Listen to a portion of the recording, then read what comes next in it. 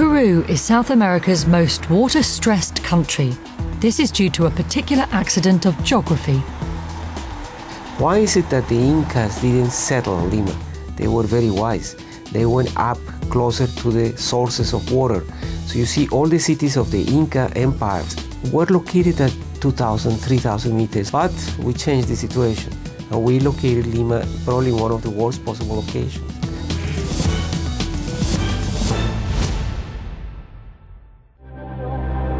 % of Peru's population live on the Pacific coast, which is only 2% of the country's water supply.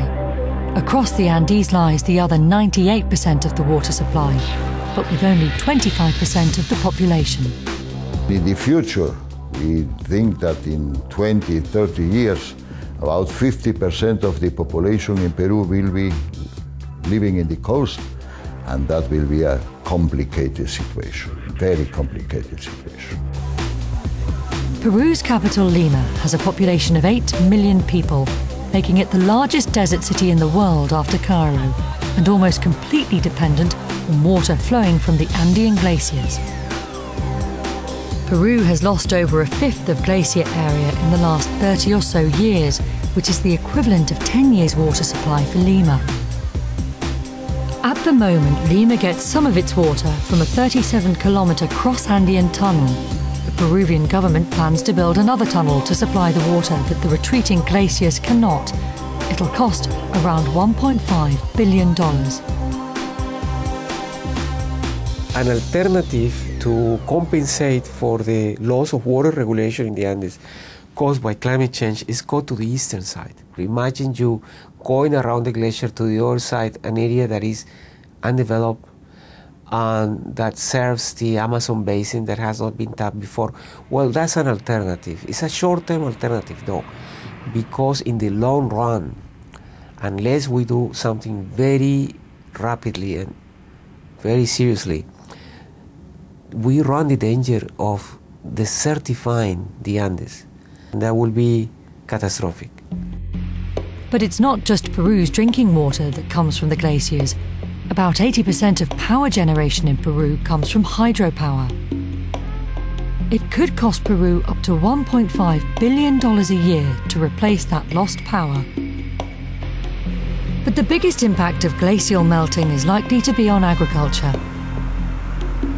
15% of the global food supply comes from potatoes, and the Andean farmers are the keepers of the genetic variety of the potato. We have in Peru, only in Peru, 2,500 varieties of potatoes in the Andes. If the climate change will change or impact to these genetic resources, the humanity will lose a lot of possibilities in the future. Donde estamos trabajando actualmente son comunidades. In the Altiplano, there are communities that are vulnerable already to climatic conditions. If these conditions are subject to new problems, like for example drought, frankly the economic impact is extremely high for these families. Only about a dozen types of potato supply the global market. These farmers are one of the world's insurance policies against the threats of disease and pests. But if the glaciers carry on vanishing, a huge investment will have to be made to keep the supply of water to the potato growers. Today you have an open channel where you collect water that is graciously provided by these glaciers.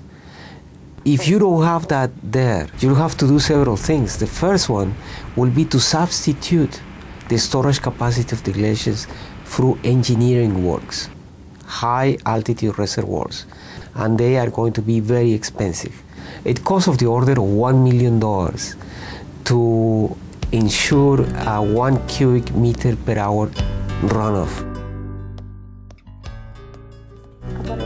One of those farmers who rely on the runoffs is Santusa Signani. In her 76 years in the Altiplano, she's seen many changes. But over the last 10 years, she says she's noticed a substantial difference in the weather.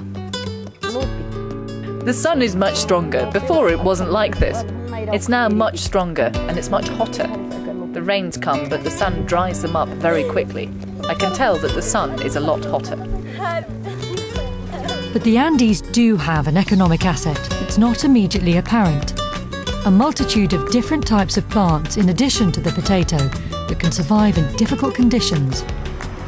Peru's Minister for Environment believes these could be worth a great deal of money as agribusiness searches for new species to cope with changed growing conditions. Until these times, we, from our Occidental culture, we think that the Indians and these poor people from the Andes need to develop, they need to have more money, they need to have technology. Now we understand that they have preserved thousands of varieties of potatoes, of corn. They have preserved very good systems, ecological systems, to preserve the soil and have a natural production. And I think this lesson we need to preserve and learn from these people. ¿Cómo le explicamos a una persona occidental? How do we explain to somebody from the West the meaning of Pachamama and why we assume that the earth is our mother? I think it's a fundamental difference in our cultures.